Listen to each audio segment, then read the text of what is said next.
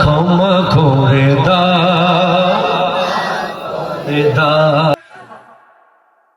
রাতের 2টা 2 রাকাত নামাজ 2 ফোঁটা চোখের পানি।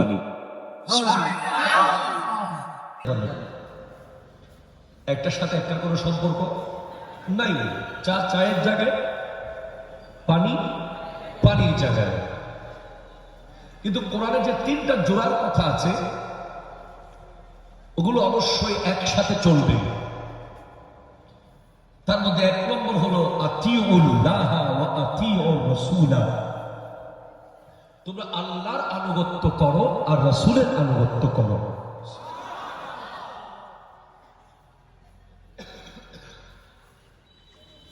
তুমি শুধু আল্লাহর আনুগত্য করবে,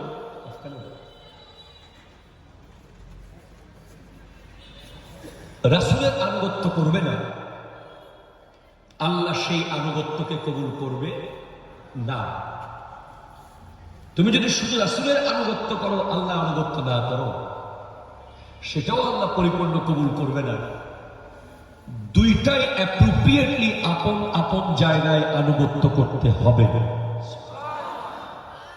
এটা একটা জোড়া, এটা একটা কি জোড়া। সেকেন্ড জোড়া হচ্ছে আকিমুস সালাতা ওয়া আতুজ যাকাতা। সালাত কায়েম করো, যাকাত আদায় করো। তুমি শুধুমাত্র নামাজ পড়বে, যাকাত দিবা না, ওই নামাজ আল্লাহ তোমার মুখে মারবে। আবার তুমি শুধু যাকাত দিবা বছরে বছরে, ঈদের দিন একেবারে মানুষজনকে হুলস্থুল টাকা পয়সা দিবা, কিন্তু নামাজে তোমাকে পাওয়া যাবে না, এটাও আল্লাহ কবুল করবে না পরিপূর্ণভাবে। এজন্য তোমাকে নামাজ এবং যাকাত দুটাই সমান তালে চালিয়ে নিতে হবে।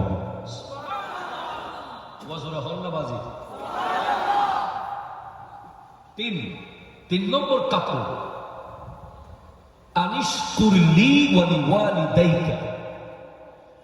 আল্লাহর শুকরিয়া করো, বাবা মায়ের শুকরিয়া করো। এখন তুমি সারাক্ষণ শুধু আল্লাহ আমারে টাকা দিছে, আল্লাহ আমারে দোকান দিছে, আল্লাহ আমারে হায়াত দিছে, আল্লাহ আমারে ব্যবসা দিছে, আল্লাহ আমারে বিদেশ পাঠাইছে, বাবা মার কোনো কথা বলতেছ না, আল্লাহ সেটা কবুল করবেন না। তুমি আল্লাহর শুকরিয়ার সাথে সাথে বাবা মায়ের শুকরিয়াও আদায় করতে হবে। এই যে আজকের সমাজ ব্যবস্থা এমন কেন? আমরা অনেক ছোট্ট ছোট্ট বিষয় জানি না বলে অনেক বড় বড় নিয়ামত থেকে আমরা বঞ্চিত হই।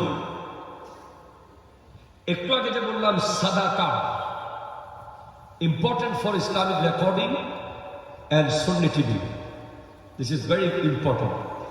সাদাকা রাসূল পাক সাল্লাল্লাহু আলাইহি ওয়াসাল্লাম ইরশাদ করছেন, একেবারে সহিহ হাদিসে আছে, নিজের আপন ভাইয়ের চেহারার দিকে তাকানো সাদাকা। হযরত বলবেন না সুবহানাল্লাহ। যে কোনো ইসলামী ভাইয়ের, ইমানি ভাইয়ের চেহারার দিকে তাকিয়ে মুস্কি হাসি দেওয়া, তাবাসসুমুকা ইলা ওয়াজহি আখিকা সাদাকা। তুমি তোমার কোনো ইসলামী ভাই, কোনো দ্বীনি ভাই, কোনো আপন ভাই, প্রিয় ভাইয়ের চেহারার দিকে তাকিয়ে যদি মুস্কি হাসো, এটাও আল্লাহ সাদাকা হিসেবে কবুল করে নেবেন। হুজুর এটা কেন বললেন? কারণ there is a relation salat and meet with your brother. নামাজ এমন একটা ইবাদত যেটা কোনোদিন এক ভাই আর এক ভাই থেকে দূরে যাওয়ার যে অবস্থা, এটাকে বেশি দিন থাকতে দেবে না। নামাজ যদি ঠিক মতো আদায় করো, যদি চলতো হতো, এই সমাজে কখনোই ভাই ভাই আলাদা হতে পারত না। যদি বলে কেমনে, দেখেন আমি আপনাকে নামাজের আখিরাতের অ্যাডভান্টেজ পরে বলছি, আগে আপনি দুনিয়ার অ্যাডভান্টেজ শোনেন। আপনার সাথে আপনার ভাইয়ের দ্বন্দ্ব হয়েছে, হয়েছে না? সাপোজ হয়েছে, আপনি এমএ পাস, আপনার ভাই বিএ পাস। সে বলছে আমি কেন আগে যাব দ্বন্দ্ব নিরসন করতে, সে আগে আসুক। আপনি বলতেছেন আমি এমএ পাস, আমি কি জন্য যাব? ঠিক কিনা? এই করতে করতে ভাই ভাইয়ের দ্বন্দ্ব দূর করতে পারছেন না। অথচ ইসলাম বলছে দুই ভাইয়ের দ্বন্দ্ব যখন হবে, যে আগে গিয়ে নিরসন করবে, আগে গিয়ে কথা বলে ফেলবে, সে আগে জান্নাতে যাবে। প্লিজ,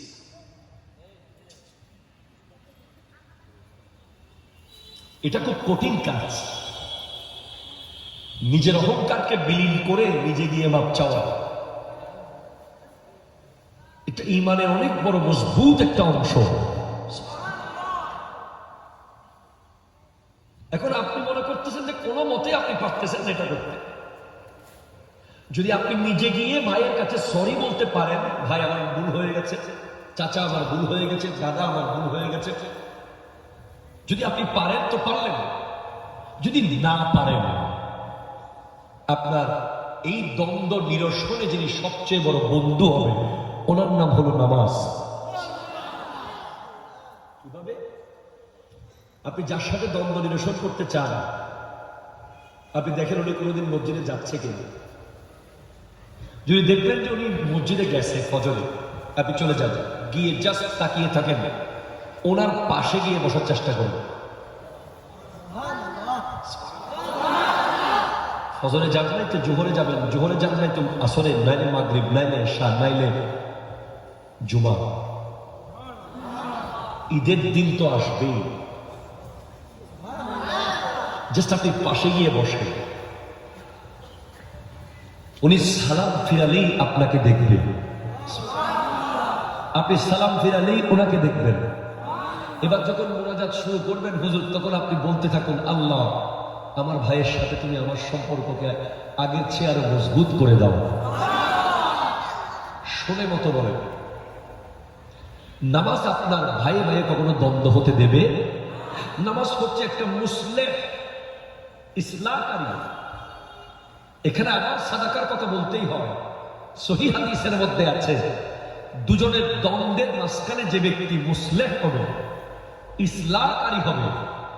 আমরা সমাজে অনেক দ্বন্দ্ব দেখি, একটা মানুষ গিয়ে যদি দুইটা কথা বলে দিত, তাহলে বিশাল বড় ঝগড়া ঠান্ডা হয়ে যেত। ঠিক কিনা বলেন? কিন্তু আমরা কি করি? আমার কি দরকার? রিক্সাওয়ালার সাথে কারওয়ালা লেগে গেছে, এখন আমরা মাঝখানে তিন নম্বর ব্যক্তি কি বলে, এই তোর উরুস্তুল মার। কথা বল না, ঠিক কিনা বলেন? একদল বলে রিক্সাওয়ালাকে মারো, আর একদল বলে কারওয়ালাকে দাঁড় করাও, মারো। মারলে কি সমাধান হবে? এবং অনেক সময় দেখা যায় উনি কারের মালিক কেন হয়েছে, এটা ওনার বড় অপরাধ হয়ে গেছে। ওনাকে নাম ফাটাইছে প্লাস্টিক। এই কি হয়েছে? ডানে প্লাস্টিক, বামে প্লাস্টিক। অথচ ওখানে তৃতীয় ব্যক্তি যদি দাঁড়িয়ে বলতো, ভাই ছাড়েন না, রিক্সাওয়ালা, রিক্সাওয়ালা ভাই যাচ্ছিলেন, হয়তো খেয়াল করেন না, কেউ কাউকে ইচ্ছে করে মারে না, কারণ ভাই আপনি বড়লোক মানুষ, আচার কি হবে, যান। এই যে সমাধান যিনি করবে, এই সমাধান করাটা আল্লাহর দরবারে অনেক বড় সাদাকা হিসেবে কবুল হবে। আল কালামুল ইসলাম সাদাকাত, যেই কথাগুলো দুজনের মাঝখানে দ্বন্দ্ব নিরসন করে, যেই কথাগুলো দুজনের মাঝখানে সমাধান করে দেয়, ওই কথাগুলো হচ্ছে সাদাকা। আপনি আমাকে বলতে পারবেন সাদাকা আর কি হবে, সাদাকা এমন কি হয়েছে? শোনেন আপনি সাদাকার মূল্য কি। আল্লাহ যখন এই পৃথিবী বানিয়েছেন, কি বানিয়েছেন? পৃথিবী বানানোর পরে পৃথিবী নড়াচড়া করছে, জমিন জমিন ধুল কাটছে, নৌকার মতো, জাহাজের মতো, শিপের মতো, ফেরির মতো ধুল কাটছে।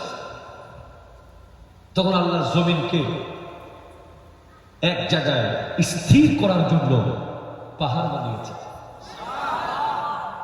কোরআন এসেছে ওয়াজআলনাল জিবালা আওতাদা, আল্লাহ পাহাড়গুলোকে জমিনের প্যারাক বানিয়ে দিয়েছে। এরপর ফেরেশতা আল্লাহকে জিজ্ঞেস করছে, আল্লাহ পাহাড়ের চেয়ে ওজনদার কিছু কি আছে? ভাই হিমালয় পর্বতের ওজন কেউ বলতে পারবেন? হিমালয় বাদ দেন না, আমাদের বান্দরবানে যে পাহাড় আছে, রাঙ্গামাটির যে পাহাড় আছে, খাগড়াছড়ির যে আলুর টিলা আছে, নিচের দিকে তাকাইলে তো মনে হয় কোথায় কি, ভয়ে ধুক করে ওঠে সেনা। ওই পাহাড়ের ওজন করার কোন সুযোগ আছে? কোন দাঁড়িপাল্লা আছে? নাই। আল্লাহকে প্রশ্ন করা হলো, আল্লাহ এই পাহাড়ের চেয়ে ওজনদার কিছু কি আছে? আল্লাহ বলছেন, হ্যাঁ আছে। পাহাড়ের চেয়ে আরো ওজনদার হলো লোহা। লোহার চেয়ে ওজন আছে? হ্যাঁ আগুন। আগুনের চেয়ে ওজন আছে? হ্যাঁ পানি। পানির চেয়ে ওজন আছে? হ্যাঁ বাতাস। বাতাসের চেয়ে ওজন কিছু আছে? বলে হ্যাঁ আছে। বাতাসের চেয়ে আরো ওজনদার হচ্ছে সাদাকা, সাদাকা, সাদাকা।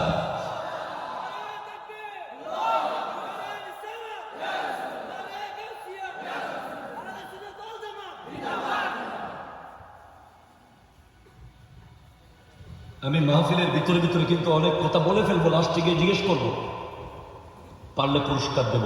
মালা আছে? মালা আমি পরি নাই। আমার কইছিল মালা পরেন, আমি কইছি মালা আমি পড়তাম না। আজকে মাহফিলের পরে আমার যুবক ভাইদেরকে পড়াবো ইনশাআল্লাহ।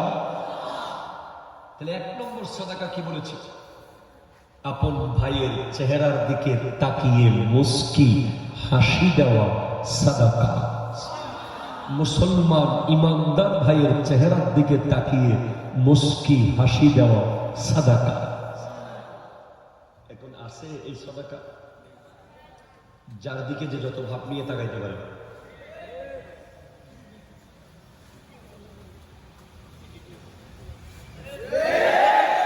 এটা একটা ব্যাপার হয়ে গেছে।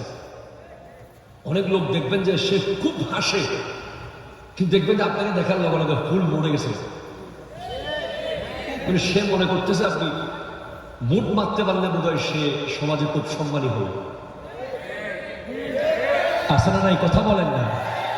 এমন ভাব লয় হঠাৎ করে, হঠাৎ।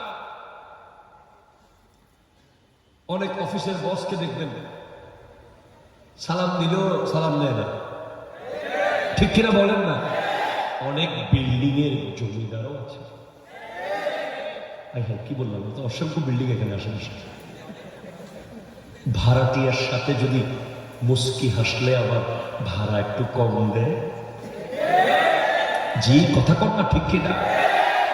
ভাড়াটিয়ার সাথে হেসে কথা বললে যদি আবার ছাদে গিয়ে কাপড় শুকাতে চায়, ভাড়াটিয়ার সাথে হেসে কথা বললে আবার যদি 1 মাসের ভাড়া বাকি রেখে দেয়, এই ভয়ে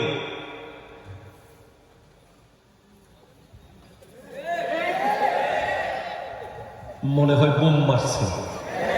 কথা কম, ঠিক কিনা কম? তুমি তো জানলা না, আরে বোকা, তুমি তো জানো না। তুমি হাসো না, মুস্কি হাসো না। তুমি হয়তো বিল্ডিং এর 10 মাসের ভাড়া যা পাবা, একটা মুস্কি হাস দিয়ে আল্লাহ তার চেয়ে বেশি নিয়ামত দিয়ে দেবেন। কথা কম। কোভিড-19 সময় আমরা দেখেছি অনেক গরিব মানুষ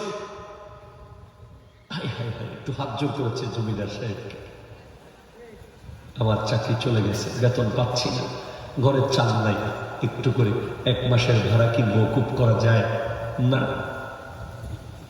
অনেক মানুষ শহর ছেড়ে গ্রামে চলে যেতে বাধ্য হয়েছে।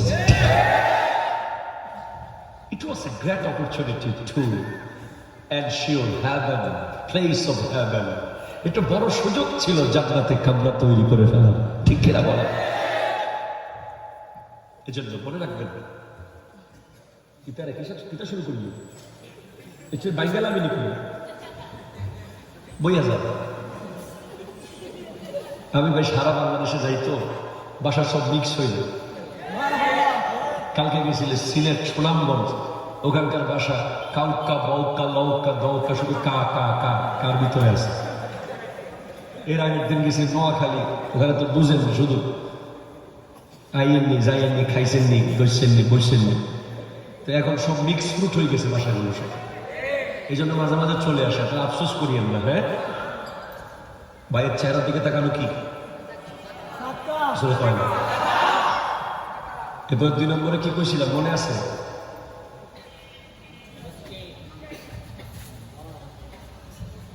মনে নেই। 2য় নম্বরটা শুনেন, কাউকে সাওয়ারি, কোন আরোহী মেহমানকে গাড়িতে তুলে দেওয়া সাদাকা। 3, কোন মানুষের ব্যাগ বহন করা সাদাকা। ও গুরুত্বপূর্ণ বলেছিলেন, দুজনের মাঝখানে সমাধান করে দেওয়া সাদাকা। গাছ রোপণ করা সাদাকা। রাস্তা থেকে কষ্টদায়ক বস্তু সরিয়ে দেওয়া সাদাকা। সুবহানাল্লাহ, জোরে জোরে বলেন। আল্লাহর রাস্তায় 1 টাকা দেওয়া সাদাকা। কোরআন বলছে, মাসালুল লাযিনা ইউনফিকুনা আমওয়ালাহুম ফি সাবিলিল্লাহি কামাসালি হাববাতিন আমবাতাত 7 সানাবিলা ফি কুল্লি সুনবুলাতিন মিআতু হাব্বা ওয়াল্লাহু ইউদাইফু লিমান ইয়াশা। আল্লাহু আকবার, জোরে বলেন না। আপনি আল্লাহর রাস্তায় দিয়েছেন কয় টাকা? 1। এটাকে টাকা মনে করিয়েন না, একটা ধান রোপণ করেছেন। কি রোপণ করেছেন? কয়টা ধান? একটা ধান। একটা ধান থেকে চারা হবে কয়টা? মিনিমাম কয়টা? 7টা চারা হয়। 7টা চারা, প্রতি চারার মধ্যে আমার ধান হয় 100 করে। তাহলে 7টা শীষের মধ্যে ধান হয়েছে 700টা। রোপণ করেছিলেন কয়টা?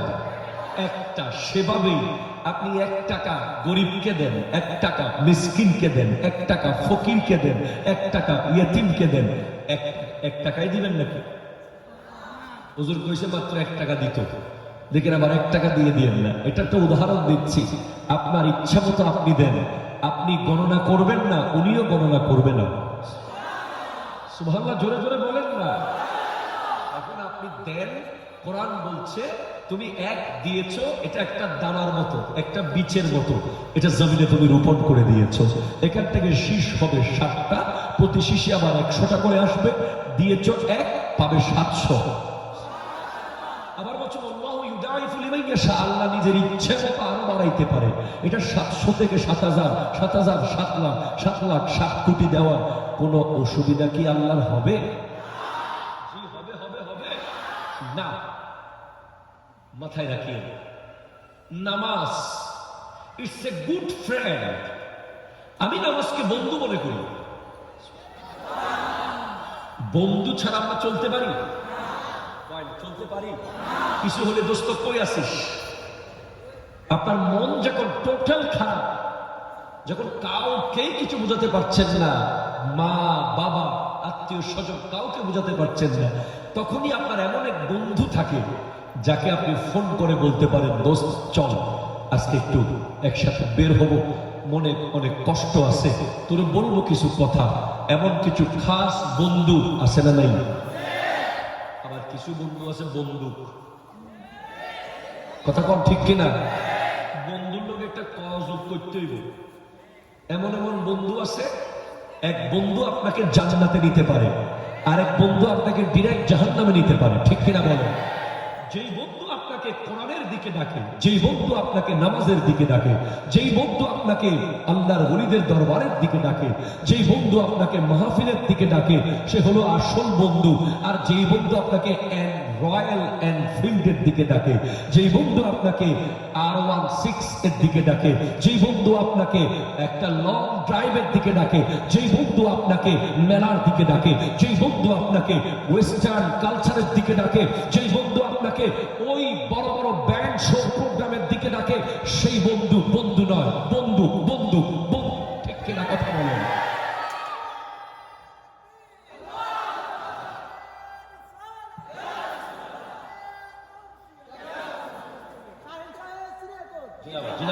মারহাবা, জোরে বলেন।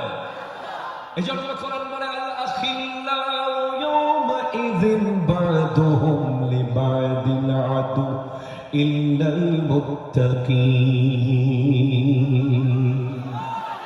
আমার আল্লাহ বলেন কাল হাসরের মাঠে সব বন্ধুরা শত্রু হয়ে যাবে, কোন বন্ধু তোমার বন্ধু থাকবে না। যেই বন্ধু ছাড়া তুমি 1 মিনিট হাঁটো না, 1 মিনিট বসো না, 1 মিনিট খাও নাই, যে বন্ধুর সাথে 1 মিনিট মোবাইলে কথা না বললে তোমার রাত্রে ঘুম হয় নাই, সব বন্ধু হাসরের মাঠে তোমাকে চিনবে না, তোমাকে ভুলে যাবে। একমাত্র তাকওয়াবান, মুত্তাকি, আল্লাহওয়ালা, নেককার বন্ধুরাও হাসরের মাঠেও বন্ধু থেকে যাবে। কথা কোন ঠিক কিনা বলেন? It's very important. Friend selection. বন্ধু সিলেক্ট করতে পারা অনেক বড় যোগ্যতার ব্যাপার, ঠিক কিনা বলেন না? আপনি এমন বন্ধুকে বন্ধু বানান, আপনি নামাজকে বন্ধু বানান।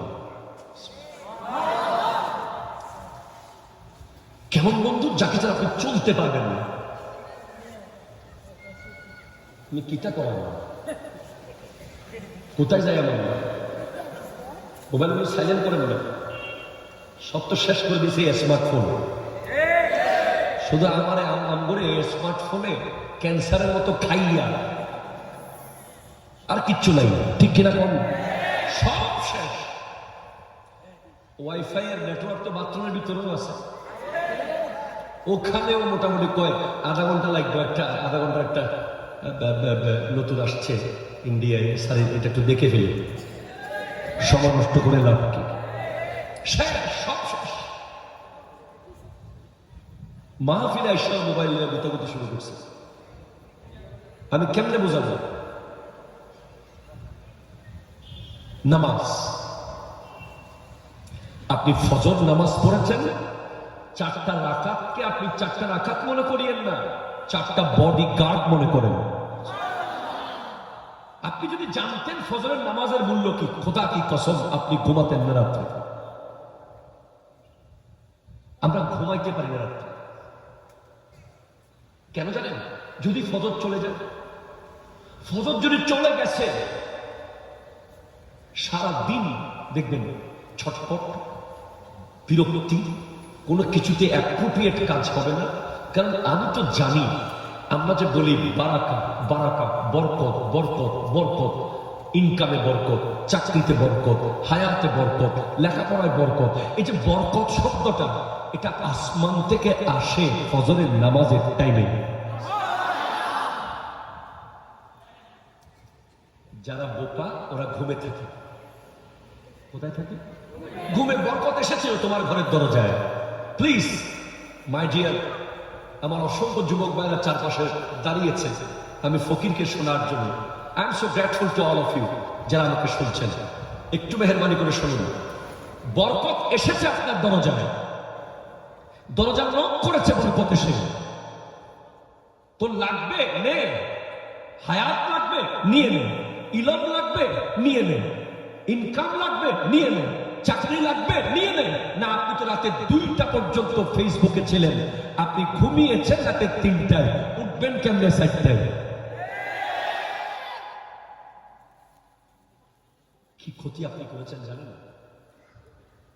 আমার নবী বলছেন ফজরের নামাজের 2 রাকাত যে সুন্নাত আছে, এই 2 রাকাত সুন্নাত নামাজের মূল্য হচ্ছে জমিন থেকে আসমান পর্যন্ত যতটুকু জায়গা তত পরিমাণ সওয়াব। আপনি ফেয়ার এন্ড হ্যান্ডসাম বাদ দেন, আপনি ফেয়ার এন্ড লাভলি ম্যান বাদ দেন, গার্ডিয়ান ম্যান বাদ দেন, আপনি ওই হাবিব তাসকিয়ারে গিয়ে আপনার ফেসিয়াল করা বাদ দেন, আপনি ফজরের নামাজে গিয়ে উজুটা করেন না, তারপর দেখেন না আপনার চেহারার গ্লেজ কি কেমন মারে।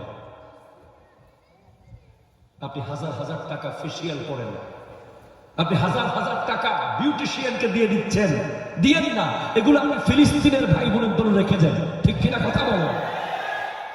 আপনি লক্ষ লক্ষ টাকা বিউটিশিয়ানকে দেওয়ার দরকার নাই, আপনি 5 ওয়াক্ত 5 বার ওযু করেন না, আপনার চেহারা দেখলেই শত্রু কাবু হয়ে যাবে, ঠিক কিনা কথা বলেন? আমি কোনো বিউটি পার্লারের বিরুদ্ধে মানুষ না। বিউটি পার্লার, বিউটিশিয়ান যারা কাজ করে, এটা একটা প্রফেশন। তবে হ্যাঁ, এটার অতিরঞ্জন যদি হয়ে যায়, স্বামীর জন্য সাজা যায়, এর বাইরে আপনারা যা করেন, আমাদের মা বোনরা এই এলাকায় মহিলা আসেনি না, সব চলে গেছে। আচ্ছা, আমার মা বোনেরা যে পরিমাণ সাজে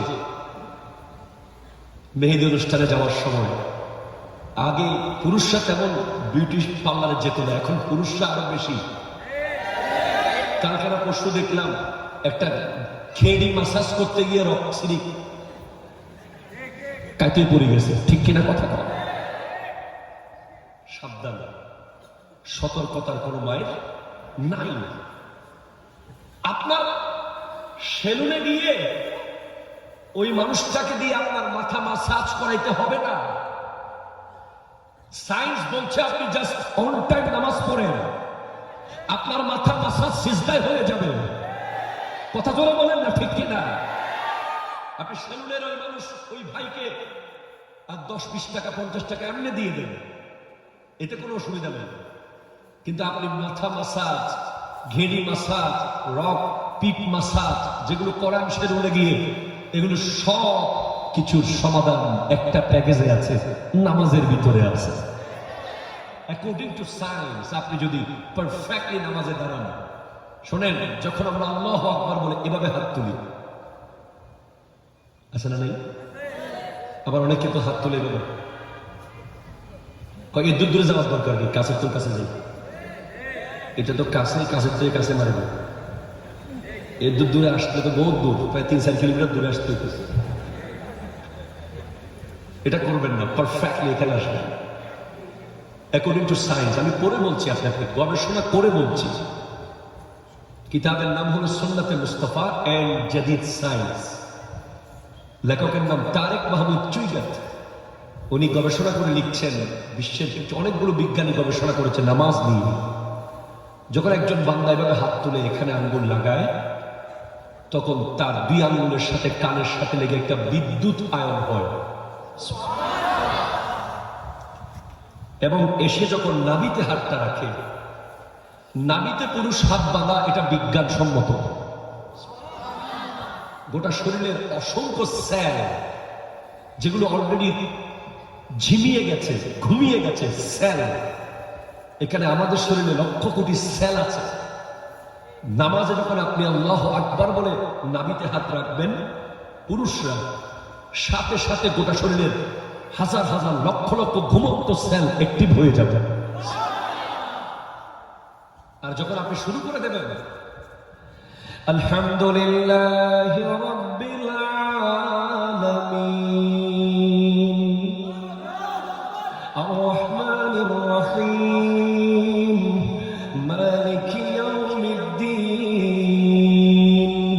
ইয়াকা না'বুদু ওয়া ইয়াকা নাস্তাঈন ইহদিনাস সিরাতাল মুস্তাকিম সিরাতাল লাযীনা আন'আমতা আলাইহিম গায়রিল মাগদুবি আলাইহিম ওয়ালাদ-দাল্লিন।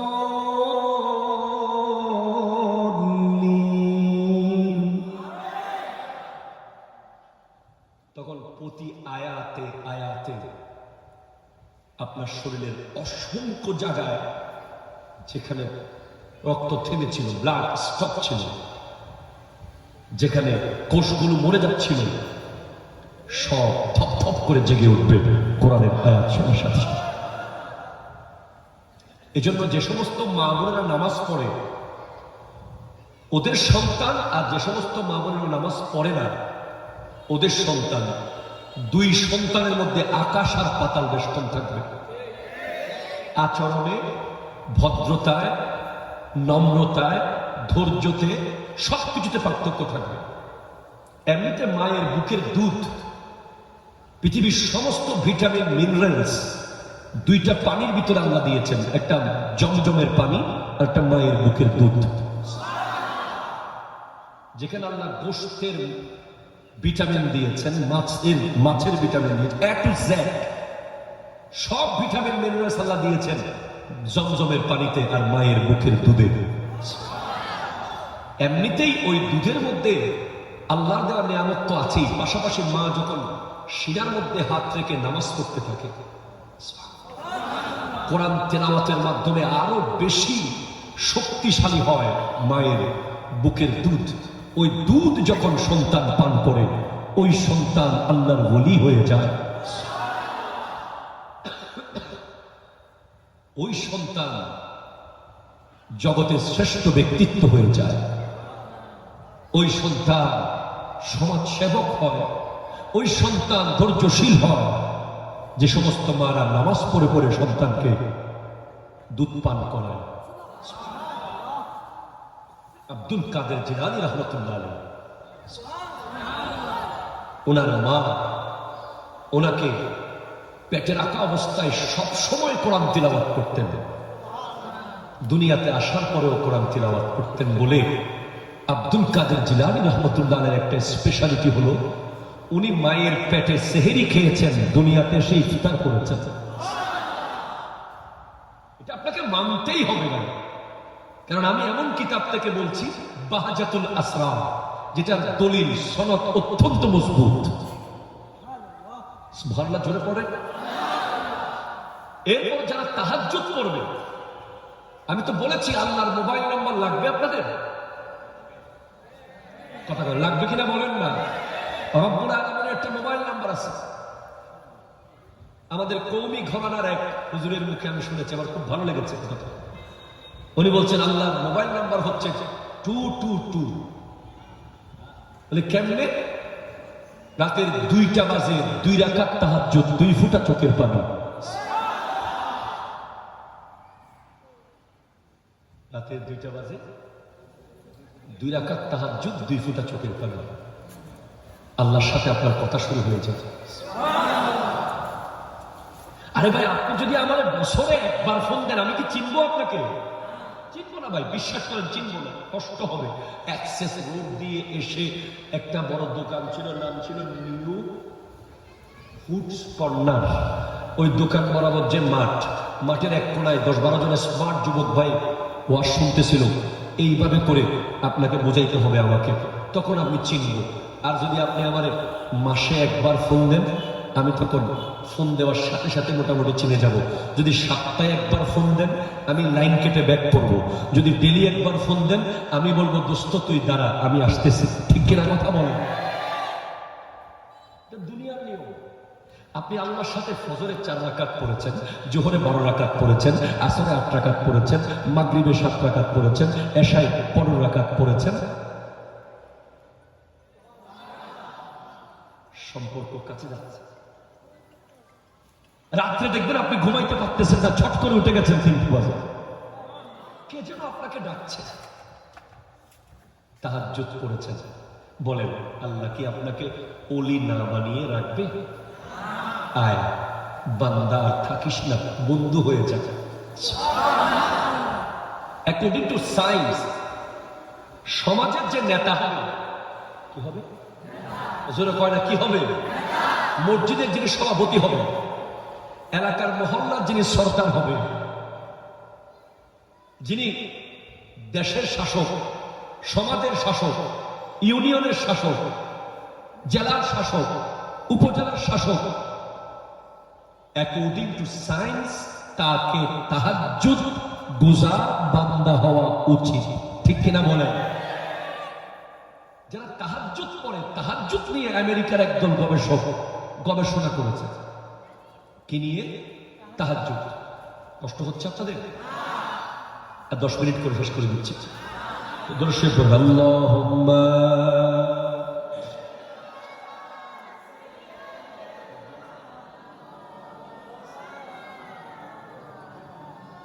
সুবহানাল্লাহ আলহামদুলিল্লাহ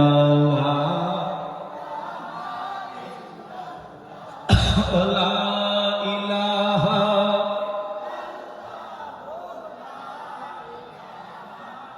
ইল্লাল্লাহ জয় সুবহানাল্লাহ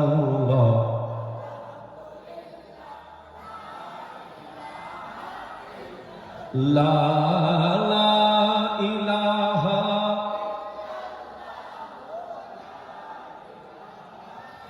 তাহাজ্জুদ নিয়ে গবেষণা করেছে আমেরিকার একদল বিজ্ঞানী। তারা বলছে এটা কি সিস্টেম, রাতের মাঝরাতে ঘুম থেকে উঠে যাওয়া, এটা কি শরীরের জন্য কোনোভাবে ভালো হতে পারে? তখন তারা এক দলকে ঘুম পাড়িয়ে রেখেছে আর এক দলকে ঘুম থেকে তুলে দিয়েছে তাহাজ্জুদের টাইমে, দুইটা দল।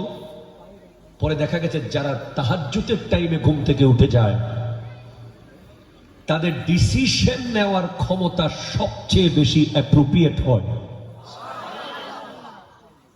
আমার নবী 63 বছর জিন্দেগিতে আমাদের 63,000 বছরের কাজ করে গেছেন, ঠিক কিনা বলেন না? কেমনে পারলেন? হ্যাঁ, উনি নবী, ওনাকে আল্লাহ ক্ষমতা দিয়েছেন, কিন্তু আমার নবীজির জন্য তাহাজ্জুদ ফরজ ছিল।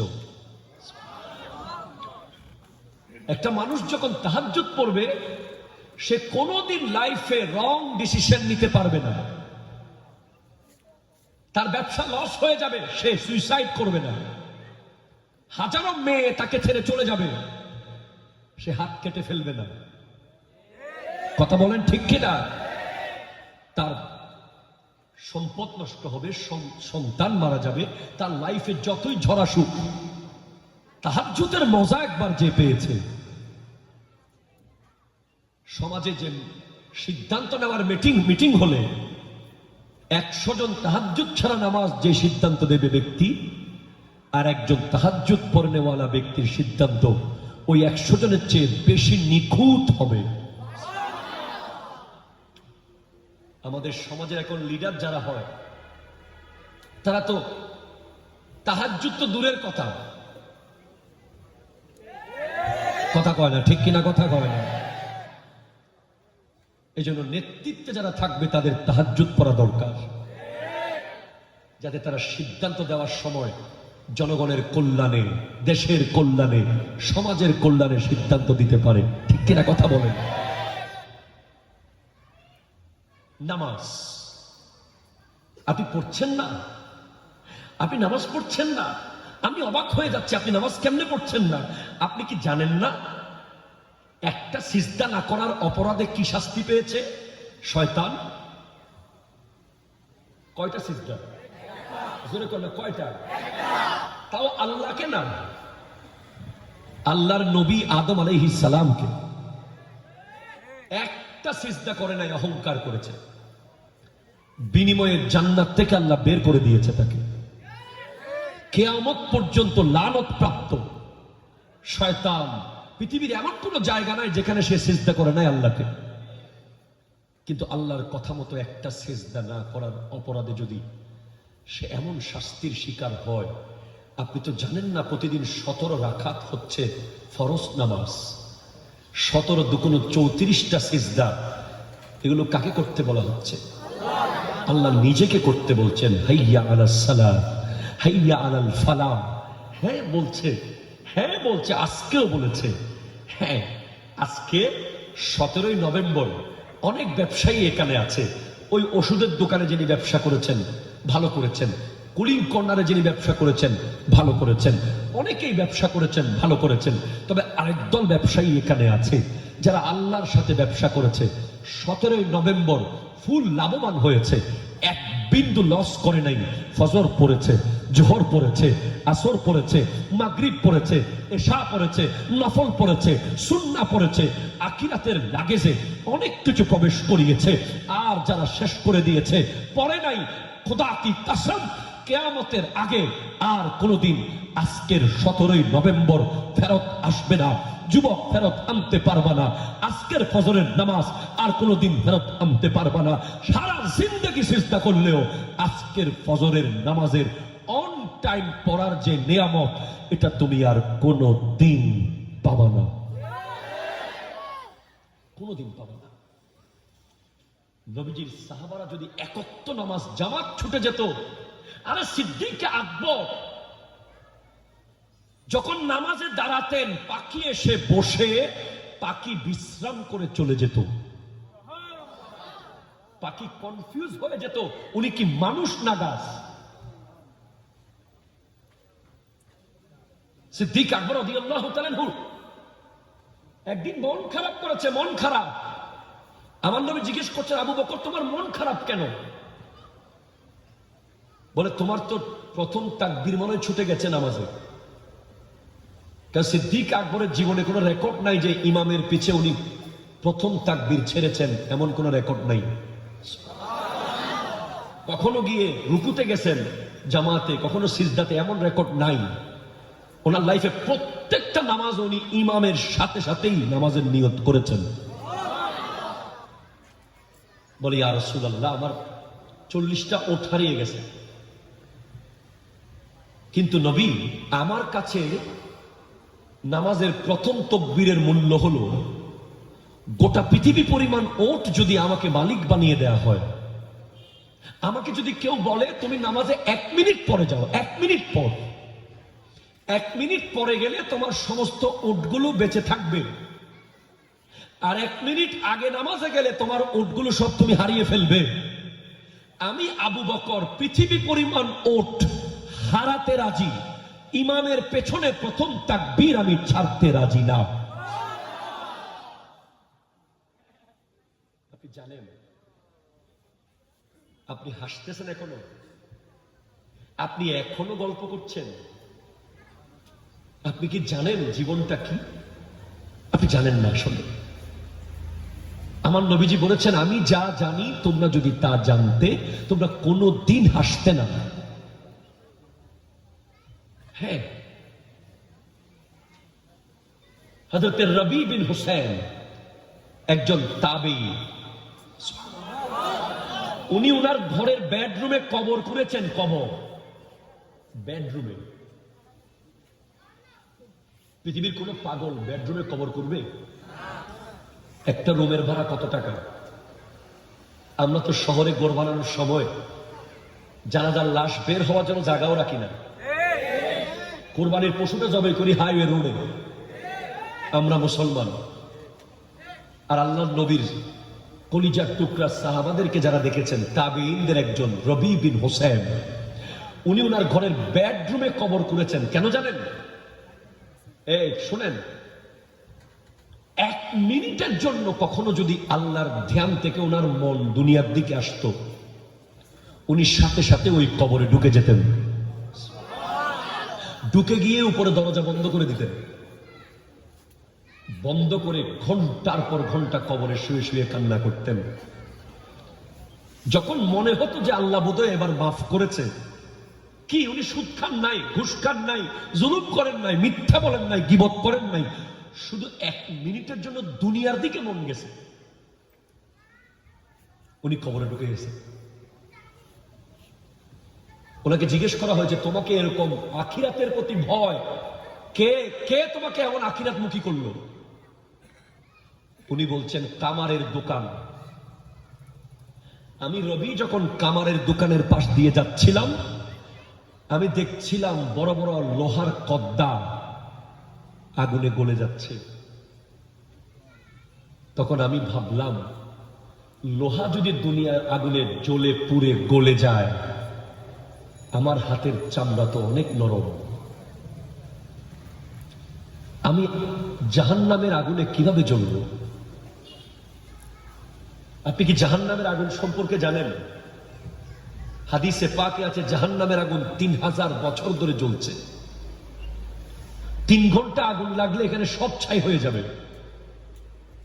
কন্টিনিউ 3 ঘন্টা যদি আগুন কন্টিনিউ থাকে, আর জাহান্নামের আগুন 3000 বছর ধরে জ্বলছে, কিয়ামতের মাঠে জাহান্নামের আগুন দৌড় মারবে। জাহান্নাম চিৎকার করবে, আল্লাহ আমার খানা দাও, বেনামাজিদেরকে দাও। গাই, জাহান্নামে একটা গর্ত আছে, গাই গাই, ওই গর্তের নাম গাইয়ুন। ওই গর্ত বেনামাজিদেরকে দৌড় দেবে, দৌড় দেবে। 70,000 ফেরেশতা শিকল দিয়ে ধরে রাখবে ওই জাহান্নামকে টেনে। তখন জাহান্নাম ঠান্ডা হবে একটা জিনিস দিয়ে, সেটা হচ্ছে নামাজি বান্দাদের চোখের পানি। যারা নামাজ শেষে মোনাজাতে চোখের পানি ফেলে, ওই পানিগুলো যদিও টাইলসে পড়ে যায় মনে করেন না, ওগুলো আল্লাহ রিজার্ভ ফান্ডে রেখে দেয়। ওই পানিগুলো এভাবে জাহান্নামকে ছিটিয়ে দেওয়া হবে। জাহান্নাম মুহূর্তের মধ্যে ঠান্ডা হয়ে যাবে। নামাজের কত মূল্য হলে আম্মা জান আচ্ছা, নামাজের কত মূল্য হলে হযরতে ফাতেমাতুজ জাহরা রাদিয়াল্লাহু তাআলা আনহা আমার নবীজির কন্যা একটা সিজদা করতেন তাহাজ্জুদের, ফজর হয়ে যেত। উনি আল্লাহর কাছে শুধু চাইতেন, আল্লাহ একটা লম্বা রাত আমাকে দিও, আমি একটু মন ভরে তোমাকে সিজদা করব।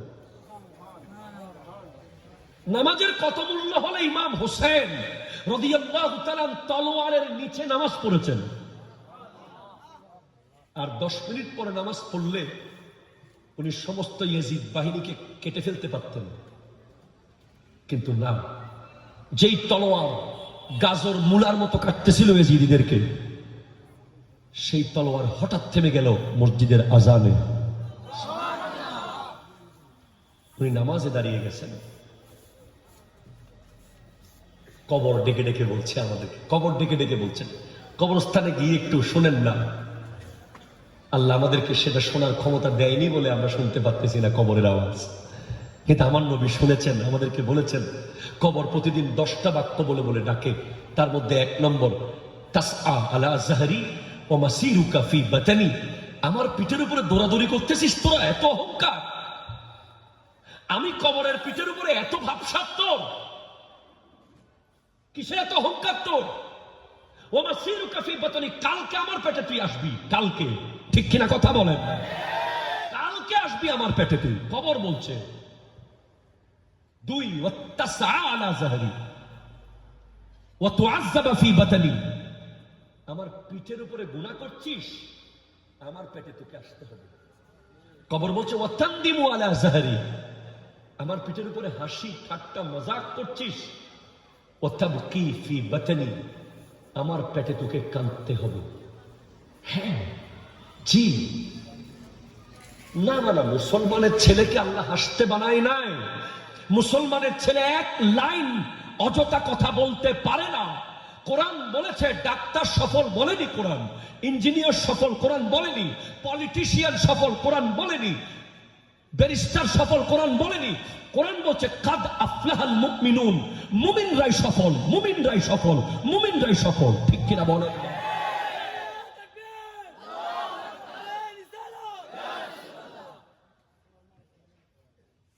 কোরআন বলে নাই বাড়িওয়ালারা সফল, কোরআন বলে নাই গাড়িওয়ালারা সফল, কোরআন বলে নাই পিএইচডিরা সফল, কোরআন বলে নাই অমুক সফল।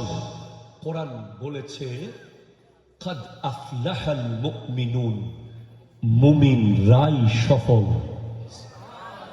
মুমিন কে? কে মুমিন?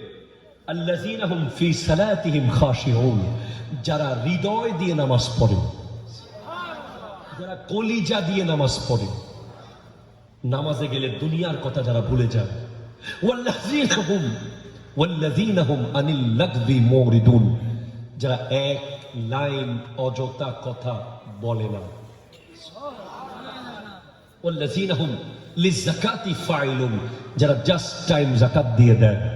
ওয়াল্লাযীনা হুম লিফুরুজিহিম হাফিজুন, যারা লজ্জাস্থানকে হেফাজত করে। আসলে জীবনের মহামূল্যবান সময় চলে গেছে। মুসলমানের ছেলেরা যেন নামাজ পড়তে না পারে, এজন্য সমস্ত রকমের আয়োজন করে রেখেছে ইহুদি খ্রিস্টানরা, ঠিক কিনা কথা বলে?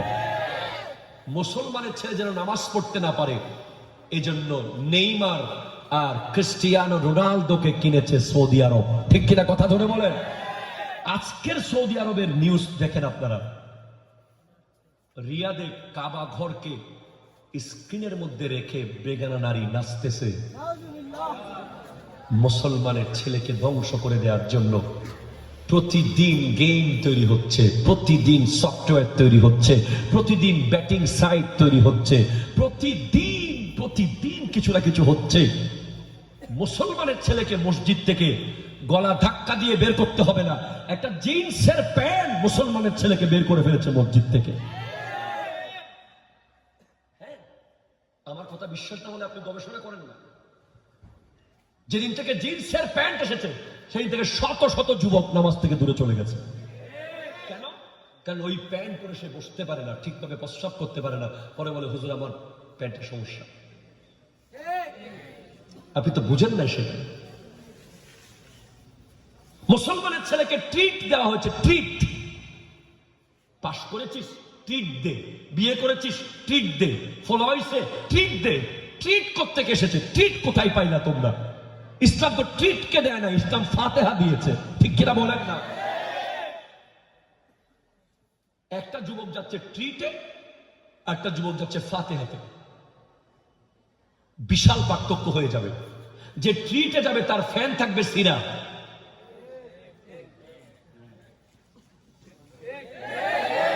টাকা দিয়ে ছেঁড়া প্যান্ট মুসলমানের ছেলেরা কিনেছে, লজ্জা লেগেছে, লজ্জা। ঠিক কিনা কথা বলেন? মাথা হেট হয়ে গেছে। টাকা দিয়ে মুসলমানের ছেলে যখন ছেঁড়া প্যান্ট কিনে কিনে পরে, আমি নিজে ধোকা খেয়েছি একবার। এবার ধরে রাখছি আমার এক আত্মীয়কে হাত দিয়ে। সে বলছে কিভাবে ধরে রাখছেন? আমি তোমার প্যান্ট ছিঁড়ে গেছে, তাড়াতাড়ি যাবো, বাসায় গিয়েছি, চেঞ্জ করে আসো। বলে না না না, এটা তো ফ্যাশন। কি করবেন বলেন? আজকে মুসলমানের ছেলের দরকার ছিল ফিলিস্তিনে গিয়ে যুদ্ধ করা। ঠিক কিনা কথা বলেন?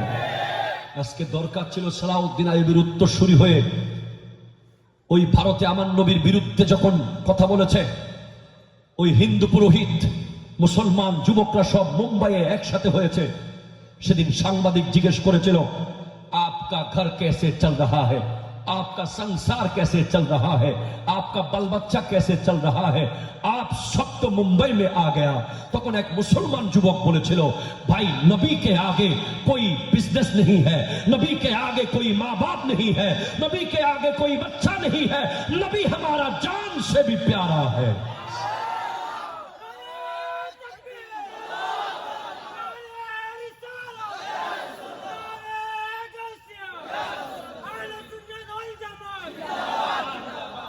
মোবাইলের চার্জ চলে গেলে যতটুকু টেনশন আপনি করেন, নামাজ ছেড়ে দিলে ততটুকু টেনশন করেন না কেন? কথা বলেন ঠিক কিনা? ফেসবুক লক হয়ে গেলে আপনার টেনশনে খাবার দাবার বন্ধ হয়ে যায়। আর জোহরের নামাজ যে চলে গেছে, আপনার তো মরে যাওয়া দরকার, লজ্জা। ঠিক কিনা বলেন? কিভাবে আপনি দাঁড়িয়ে আছেন? আপনি আমার নবীর সামনে দাঁড়াতে পারবেন? আপনি আল্লাহর সামনে কেমনে দাঁড়াবেন? আল্লাহ তো আপনার পক্ষে গিয়ে ফেরেশতাদের বিরুদ্ধে গিয়েছিল। আল্লাহ বলছেন, ইন্নী জাইলুন ফিল আরদি খলিফা, আমি জমিনে আমার খলিফা বানাবো, মানুষ বানাবো। ফেরেশতারা বলছে, আতাজালু ফিহা মান ইউফসিদু ফিহা ওয়া ইয়াসফিকু দিমা, আপনি কাদেরকে বানাবেন? যারা জমিনে গিয়ে মারামারি কাটাকাটি করবে তাদেরকে? আল্লাহ বলছেন, না, ইন্নী আ'লামু মা লা তা'লামুন, আমি যা জানি তোমরা তা জানো না। তো আজকের দিনে আপনি যদি বেহায়াপনা করেন, আপনি রং তামাশা করেন, আপনি ইহুদিদের মতো যদি চুল কাটেন, কথা জোরে বলেন ঠিক কিনা? চুলের এদিকে ঘষা মারা, এদিকে আগা মারা, ওইদিকে মাথা মেরে দেওয়া, আনারস কাট, এগুলো মুসলমানের চুল নয়, এগুলো ইহুদিদের চুল। কথা বলেন ঠিক কিনা? হাত তুলে বলেন ঠিক কিনা বলেন। আপনি আগে মাথার চুল ঠিক করেন, তারপর ফিলিস্তিনের পক্ষে কথা বলেন। আপনার আপাদে মস্তক আপনি চেক করেন, ইহুদিদের কি কি আপনার ভিতরে ঢুকে গেছে। আপনি যেই নেইমার আর মেসিকে নিয়ে শত শত দিন বন্ধুর সাথে তর্ক করেছেন, সেই নেইমার আজকে কোথায়? সৌদি আরবে। আপনার আমার ফিলিস্তিনের ভাই বোনদের টাকা, আপনার আমার টাকা, তেলের টাকা, আল্লাহর দেওয়া টাকা, সেই টাকা আজকে নেইমারকে 5 স্টার হোটেলে রেখে সৌদি আরবকে ফুটবল শেখানো হচ্ছে। বিনিময়ে কি পেলাম? ফুটবলের মধ্যে এখন কালিমা। আপনি ইন্টারনেটে সার্চ করেন, মেড ইন চায়না ফুটবল বানাচ্ছে, শত শত বল যেখানে সৌদি আরবের পতাকা লাগানো আছে, লা ইলাহা ইল্লাল্লাহ মুহাম্মাদুর রাসূলুল্লাহ।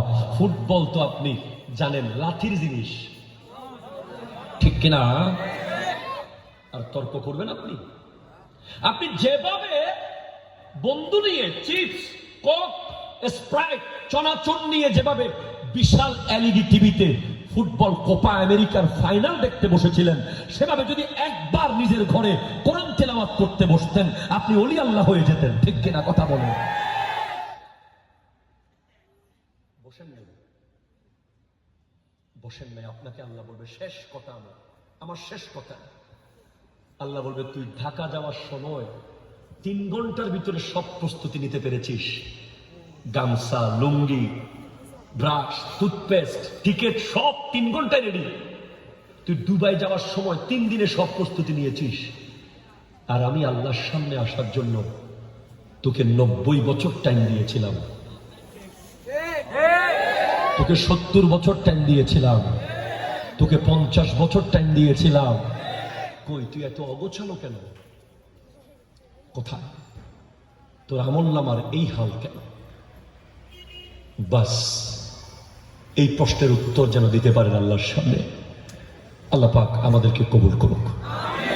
অনেক রাত হয়েছে, অনেক কথা, আমার ইচ্ছা হচ্ছে আজকে আরো 2 ঘন্টা কথা বলি, কিন্তু না, শহরের একটা ব্যাপার আছে। শহরের মানুষ, অনেক অফিসিয়াল মানুষজন আছে যারা কালকে অফিস করবে।